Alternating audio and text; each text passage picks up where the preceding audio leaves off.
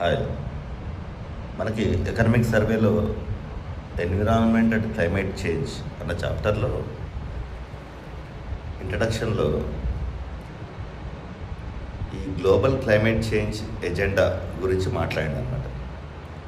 ఈ సందర్భంగా యూరోప్ అనుభవం, భారత్ లాంటి ఎమర్జింగ్ ఎకానమీస్కి ఉన్న సవాళ్ళు, అసలు ఈ క్లైమేట్ చేంజ్ ఎజెండా ఏమవుతుంది అన్న దాని గురించి మాట్లాడాను అనమాట. అయితే ఈ క్లైమేట్ చేంజ్ ఎజెండా ఏదైతే ఉందో ఇది ఒక టర్నింగ్ పాయింట్, అంటే టర్నింగ్ పాయింట్కి చేరింది. అంటే ఒక నెట్ జీరో ఫ్యూచర్ అన్నది ఏదైతే ఆశయం ఉందో దాని విషయంలో ఆ లక్ష్య సాధనలో కొన్ని అడ్డంకులు ఫేస్ చేస్తుంది.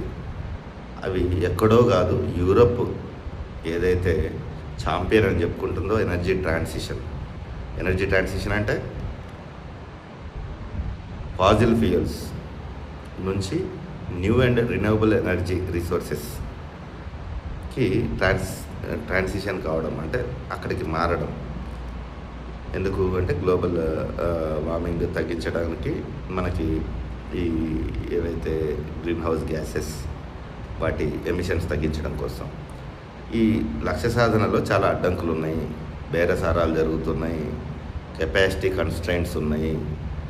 యాక్చువల్గా ఆశయానికి వాస్తవంలో సాధిస్తున్న వాటికి చాలా అంతరం ఉంటుంది అని చెప్తున్నాడు. ఎగ్జాంపుల్ యూరోపియన్ చెప్తున్నాడు. యూరోపియన్ ఎందుకు చెప్తున్నాడు అంటే యూరోప్ ఏమని ఫీల్ అవుతుందంటే ఈ ఎనర్జీ ట్రాన్సిషన్కి ఛాంపియన్ నేనే అని యూరోప్ ఫీల్ అవుతుంటుంది, యూరోపియన్ కంట్రీస్. కానీ ర్యాపిడ్ డీకార్బనైజేషన్ అన్న లక్ష్యాన్ని పెట్టుకొని ఉద్యమ స్థాయిలో తొందరపడి దాని లక్ష్య సాధనలో చాలా దెబ్బలు తిన్నది యూరోపియన్ కంట్రీస్, యూరోప్ అన్నది ఇక్కడ చెప్తున్నాడు అనమాట.